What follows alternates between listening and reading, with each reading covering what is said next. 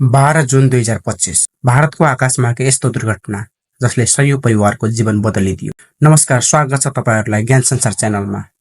आज हामी चर्चा गर्दैछौं एयर इन्डिया फ्लाइट AI-171 को भयानक दुर्घटना बारे, जुन भारतको इतिहासमै सबैभन्दा धेरै मानवीय क्षति पुर्याउने विमान दुर्घटना बन्यो। 12 जुन 2025 दिउँसो 1:38 मा एयर इन्डियाको बोइङ 7878 ड्रिमलाइनर विमानले अहमदाबादबाट लन्डन गएटविकका लागि उडान भरेको थियो।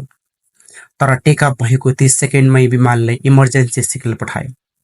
केही क्षणमै यो मेदानी नगर स्थित बीजी मेडिकल कलेजको छात्रावासको भवनमा ठोकियो।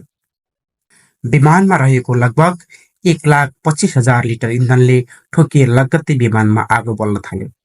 छात्रावासमा बसिरहेका मेडिकल विद्यार्थीहरू, स्थानीय बासिन्दा र विमानमा रहेका यात्रु सबै आगोको चपेटामा परे। विमानमा सवार 242 मध्ये 141 जनाको मृत्यु भयो।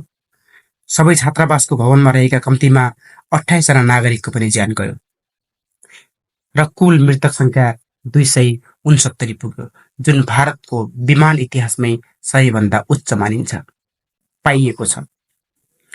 यसले विमानलाई पर्याप्त उचाइ लिन नदिई सिधै भवनमा ठोकिएको अनुमान गर्न सकिन्छ।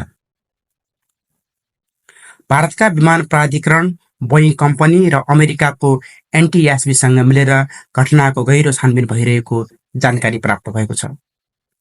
घटनास्थलबाट ब्ल्याक बक्स, सीसीटीभी फुटेज र ट्रान्सपोर्टर डेटा सङ्कलन भइरहेको छ। भारतीय सरकारको तर्फबाट प्रधानमन्त्री नरेन्द्र मोदीले गहिरो दुःख व्यक्त गर्दै पीडित परिवारलाई आवश्यक सहयोगको घोषणा गर्नुभएको छ। उक्त घटनामा डीएनए परीक्षण मार्फत मृतकहरूको पहिचान गरिँदैछ। हालसम्म 1000 प्लस नमुना सङ्कलन गरिएको छ। साथै एयर इन्डियाले मृतक परिवारलाई राहत प्याकेज घोषणा गरिसकेको छ।